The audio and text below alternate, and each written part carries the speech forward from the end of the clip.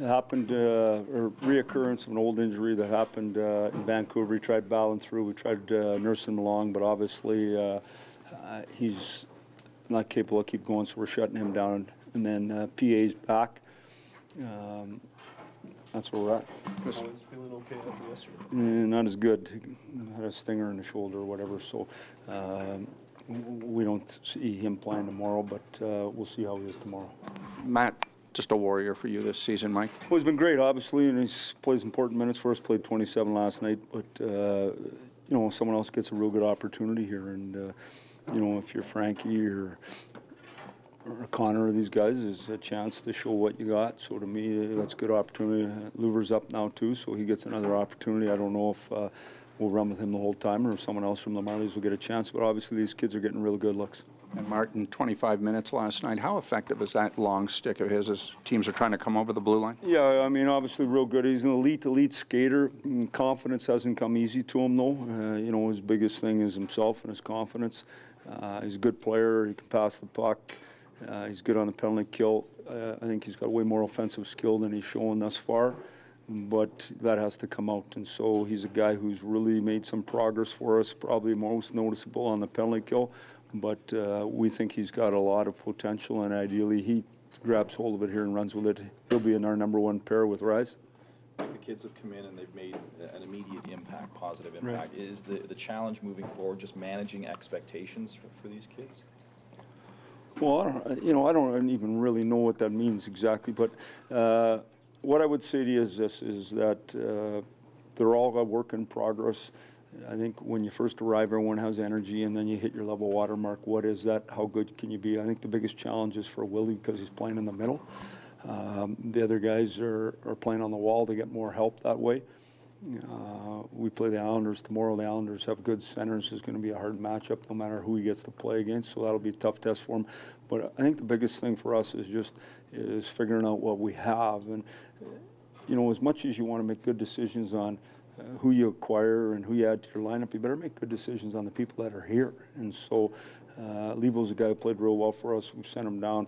He hasn't gone as good for him with the Marlies. He better get going good so he can get himself back up. There's guys like that. Connor Brown has been playing well down there. So we got a number of guys that we'd like to get a handle on before the end of the year. Do you have any inclination to move Willie to the wing, or do you want him to just kind of learn? Who would play in the middle? Right, I guess you don't have anyone. So that was my plan. I had this great plan. It looked good on a napkin, but when everyone got hurt, like, no, that's what I was going to do with them for sure, because it's way easier. And then you learn. Lots of guys, centers come to a league, they play a couple of years on the wall, and then they end up in the middle. But this is a different situation. We don't have centers. Hawley, I'd like him better on the wall too, but I don't have centers, so he's playing in the middle. Brooks is more of a winger, or Smitty more of a winger, but they're playing in the middle. That's what we got. So when you look ahead, does that? Well, it affects the process we're going through, but it's great to. Ken Holland always used to say to me, there's not a tree out there I can just grab a D off of. There's no D tree, there's no center tree. You got to find them and you got to develop them, and or you got to pick them and develop them. So, we have a lot of work to do, obviously, in the offseason that way.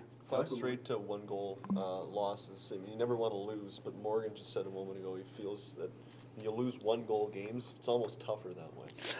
Well, I mean, anytime you let's be honest, is the score's 3-1 last night. We're in total control of the game. We make two huge mistakes. We get beat out of the box, and then we turn the puck over. And so any way you look at it, to me, that's a game of all the ones we've played here lately that were close and we had good opportunity in. I thought that was the one we were in the most control of, and so you got to learn how to win. And so that's managing the clock, and that's managing the score and understanding what's going on. And the bottom line, you don't know which shift or what face-off or what line change in the game is going to turn the game, so you got to play them all and do them right. And we're a team that doesn't score with great abundance, and so when you don't score as much, you got to make fewer mistakes.